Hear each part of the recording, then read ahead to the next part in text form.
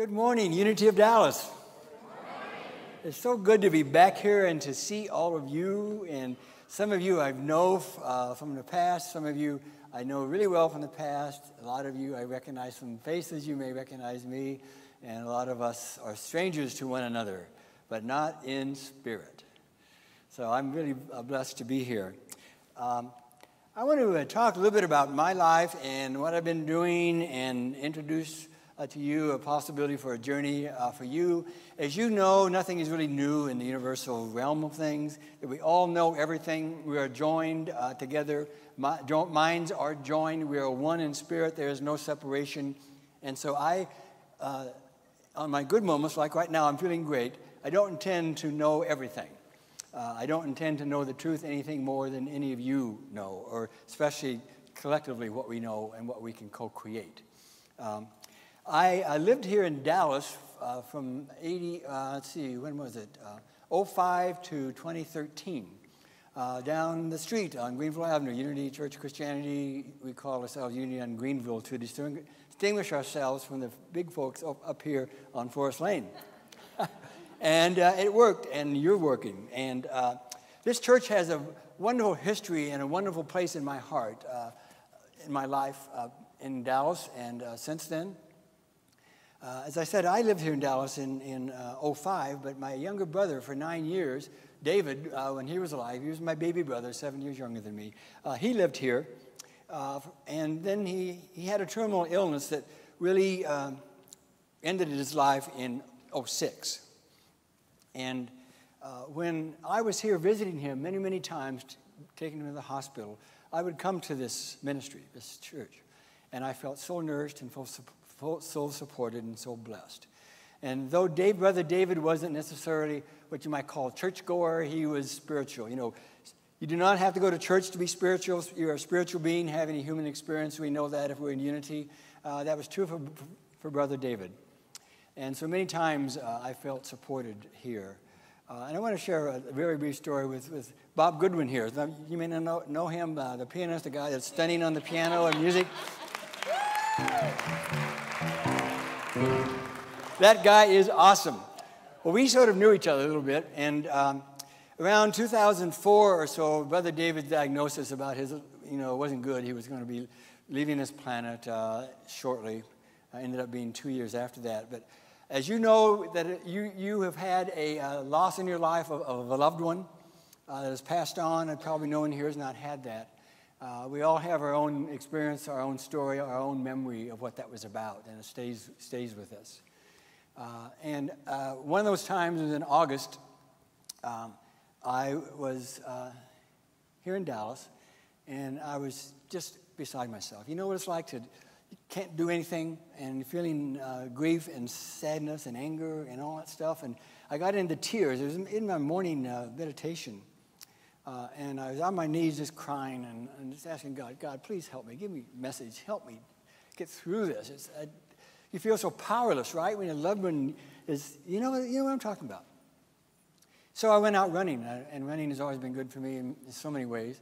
And around White Rock, I live right near White Rock Lake, and about 8 miles into the 9-mile route, a melody started coming to me, and then some words. The words were from A Course in Miracles. If you knew who walked beside you, fear would be impossible.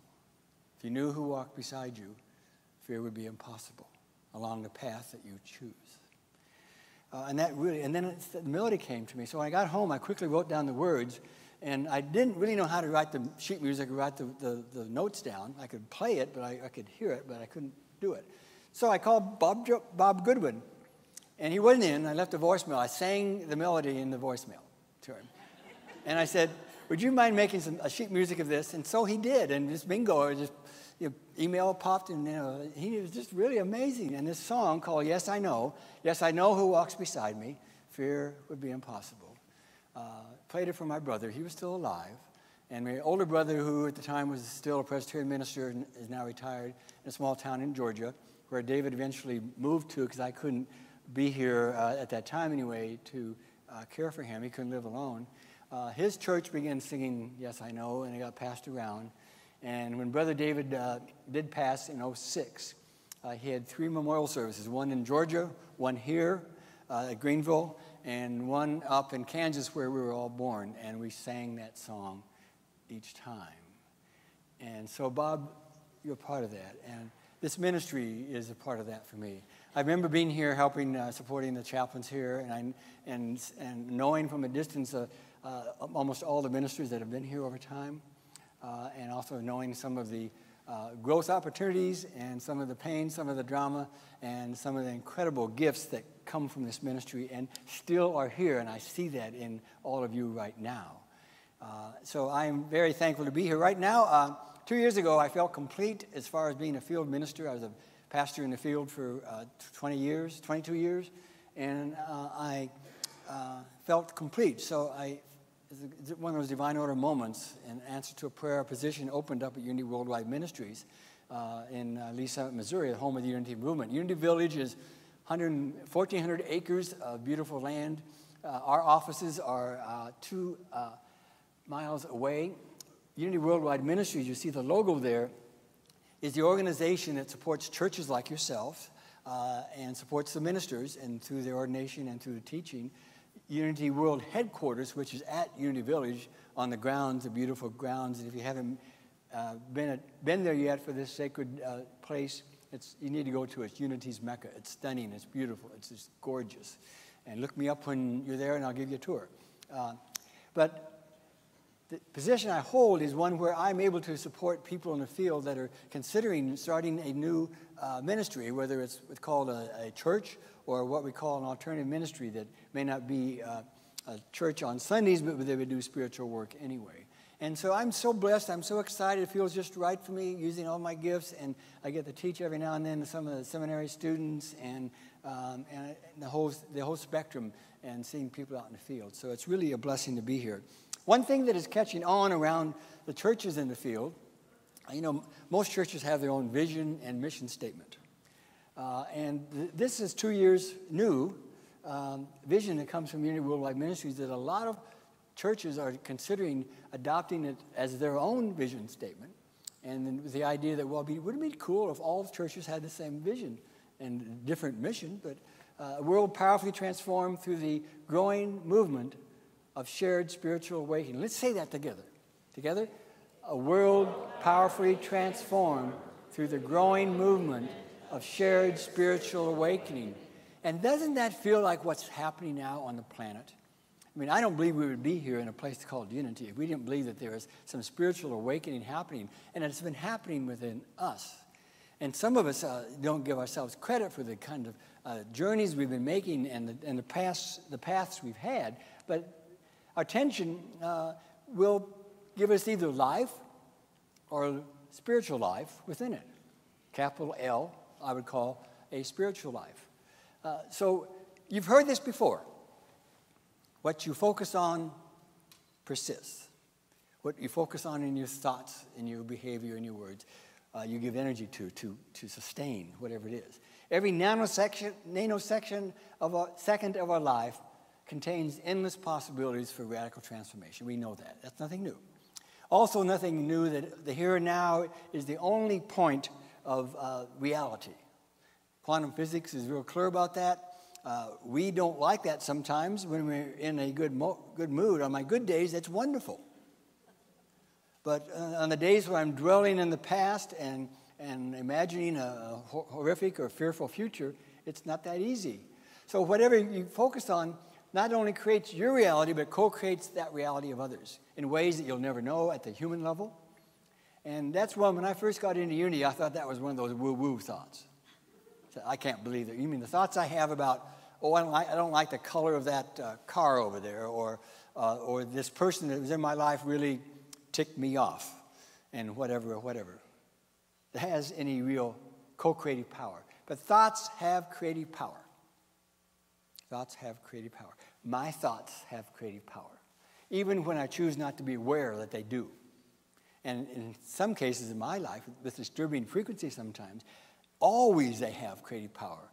And I get to point out that, yes, this is meant to happen. So I'll give you an example. I was sharing this with some folks I know from Greenville. And last week I was hopped on Facebook. I don't do Facebook too much. It's just not me. You know what I mean? You know, some people live and die by Facebook, but my older brother is amazing. He is, but I don't. Anyway, I was on it, and I happened to be on a minister discussion group and saw a post and a face of a minister going back, 15, 20 years ago. There was a little dust up. Not a big deal, and I was just aware that was that. And so I saw that, and then 2 days later, I get an email from this person that we not really exchanged, but I've been in touch even since for 15, 20 years. We see each other at convention, we'll say the polite hellos and all that kind of stuff. And the email was, well, I'd like to do my part in doing forgiveness, some forgiveness work. And I would like to just, make sure that whatever is going on with this is nothing there anymore. And I called him. I didn't get him. I left a voicemail. We'll be talking next week, I imagine. It was like, that was quick. I was thinking about something that 15 years ago, the energy was still there. And I didn't consciously decide I was going to be in touch with him. Perhaps, I think it co-created an experience for him. We don't know that for sure. We know that scientists think that's woo-woo thinking. But I believe it has real power. So whatever you continually focus on, it creates your reality. It also co-creates that of others. It impacts others. The journey to God is merely the reawakening of the knowledge of where you are always and what you are forever. It's a journey without distance to a goal that has never changed. So I underlined, this is from the Course, underline 2 parts of it. Where you are always. So a reawakening to awareness that you're a spiritual being in this moment. You don't have to earn anything, any forgiveness, change anything. That's who you are. That's who other people are. The difficulty is that we get so convinced, we put our attention into what the world that we create, for example, the media, will create around what is real with a small r. But in reality, with a spirituality, with a capital R, there is no such thing as fear, as death, as pain in our spiritual nature. Everyone has the seed of the Christ within them, the Spirit of Jesus the Christ, in them to overcome and to transform anything. And the question is, I ask myself, am I doing my part in helping them and keeping them in jail, or am I not? And if I'm keeping them in jail, I am also there with them, because who holds the key? What?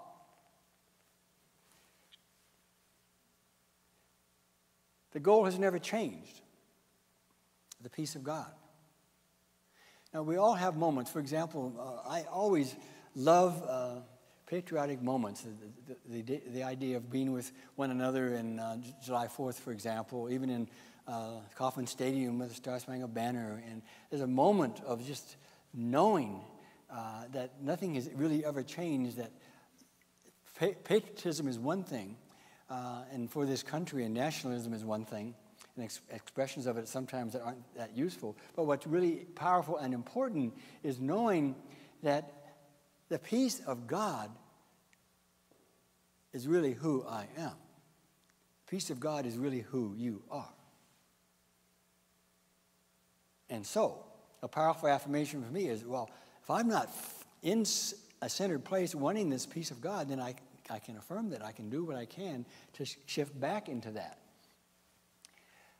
The here and now, I mentioned in guided meditation, sometimes it's called a blessed instant. Sometimes it's called a holy instant. It's a time when you have willingness to shift your perception to say yes to God.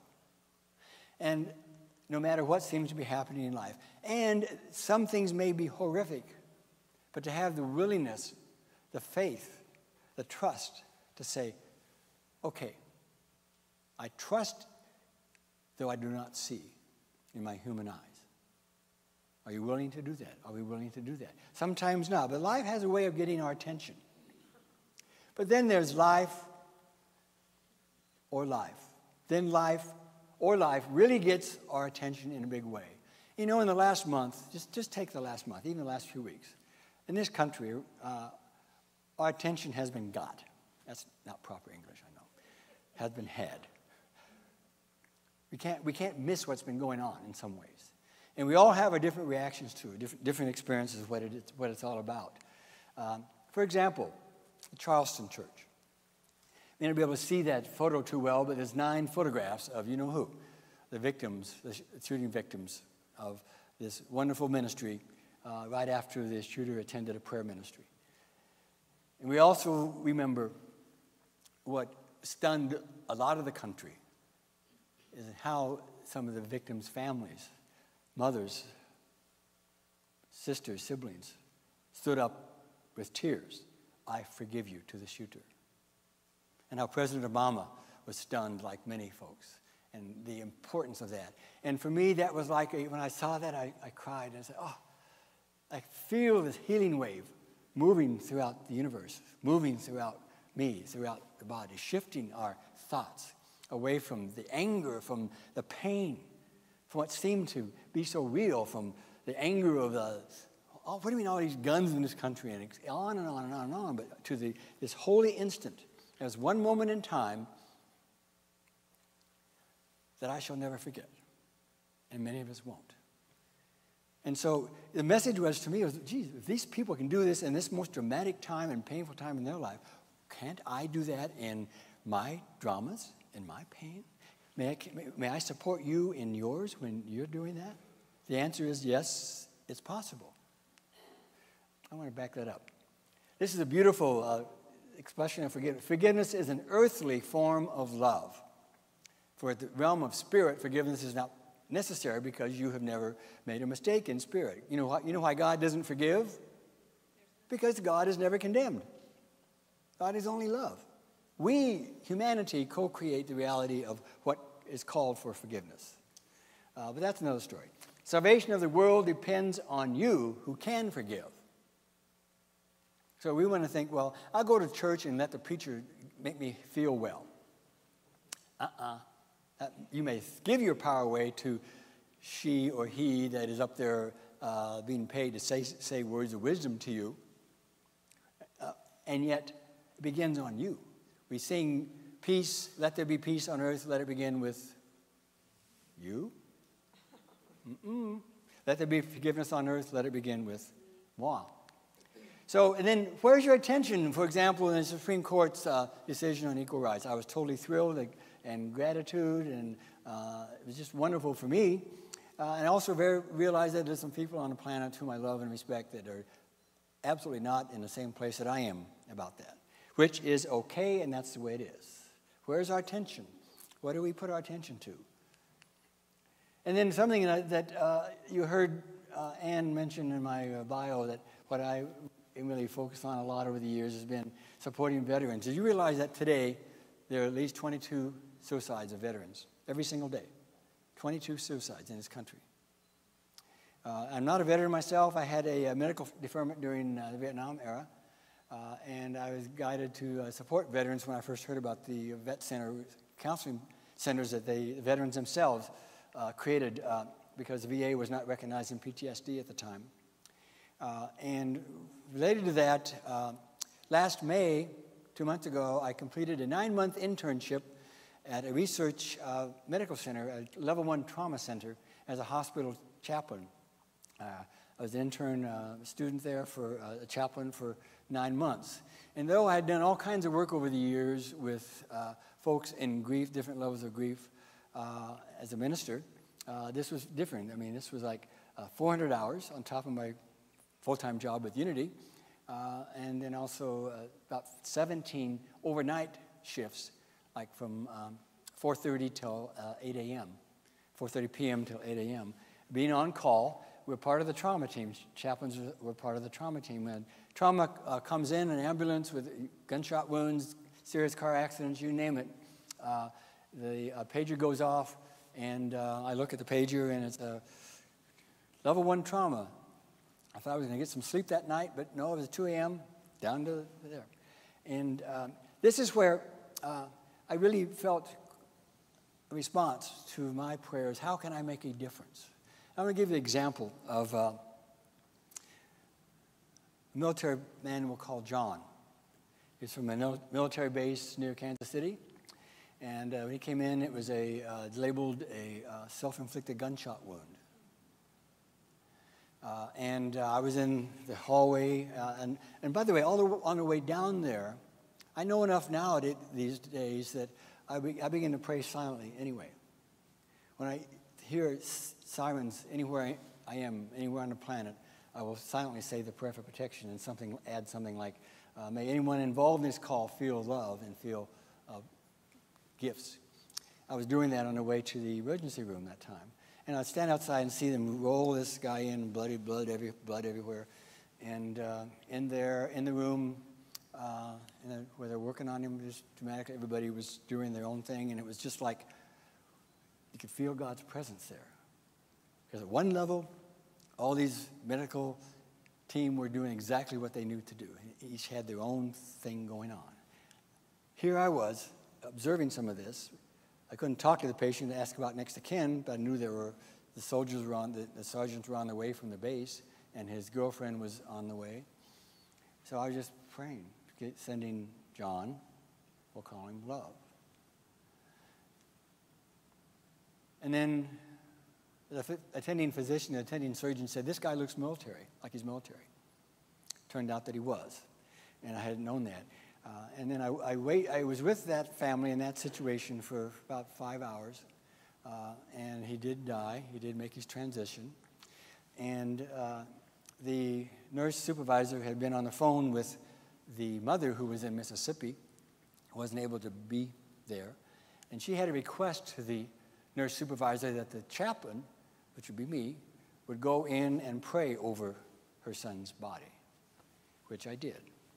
One of my first thoughts was, I don't know. What will I say? And then of course, Spirit, guide me. Nobody was in the room but me. He was covered in a sheet up to his chest. And when I was closed and where I was standing, he was looking down and he was looking at me, appeared to be. No breathing. And I said something like, because I believe in eternal life. I believe that though John had left his body, that he wasn't gone. His spirit was still present. I mean, do you believe that? I mean, do you really? Well, this was, for me, it was a few examples in my life where I really had to demonstrate it. There was nobody there to judge what I said, good or bad or whatever. Some of the other chaplains don't believe the way I do, but I believe that. And I said something like to John, I said, John, I regret not knowing you in this life other than right now. And I want you to know that there is only love. That wherever you are right now, that you're beyond your body and that you are connected. You can be connected with your loved ones. I think I said something like, and if you have any thoughts or feelings wherever you are about what happened, what you did, or how other people are reacting or judging you, please know that God is only love. And please know that I care about you, and I know, mention the girlfriend's name and the mother and family care about you. And I said a few other things. I'm not sure exactly what I said, to be honest with you. And I said, you are in a place now where you are home, where you're one with all that is. And I want to thank you for your gifts to our planet. Amen.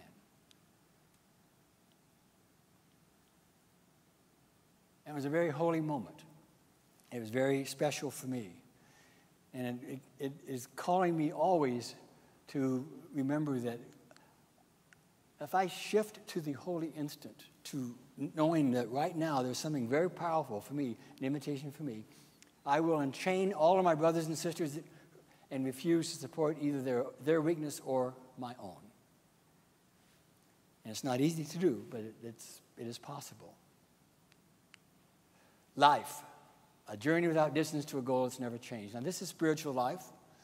It is your life. It is my life. Everyone on the planet is experiencing this call to recognize that the journey that you're on, that you may have labeled perhaps not spiritual or loving or wonderful, is the journey that has no distance to the goal that's never changed. And you might ask, what's the goal? The goal is the peace of God. The goal is the peace of God. So, What I'd like to do is, what you see there in turquoise, life, I want to do two things. We'll read it aloud as it's written. Life, a journey without distance to a goal that's never changed, with some perhaps spiritual energy that you might feel for yourself. This will be for you, and this will be for everyone as an affirmation for what we believe. And then we're going to say it again, and we're going to edit it and have it be, my life is a journey without distance to a goal that's never changed. So let's read it first as it is, and then second as my life. Together, life, a journey without distance to the goal that has never changed. My life, a journey without distance to a goal that has never changed. The peace of God is my one goal. Together, the peace of God is my one goal. And so as we align that, as we accept that for ourselves, as we claim our divinity, our potential, our possibilities, we are also doing that for others. And we can also hold that for others all the time. And as we're doing that, we are giving our part to a world powerfully transformed through the growing movement of shared spiritual awakening. I will give to a world powerfully transformed through a growing movement of shared spiritual awakening. Let's say that together. I will give to. Together, I will give to a world powerfully transformed through the growing movement of shared spiritual awakening. So friends, I thank you for inviting me here. It's been wonderful to share some time with you. We're sisters and brothers in unity. We've known each other forever, and we will continue to know each other forever. And oh, ain't it a ride. So thank you, and God bless you.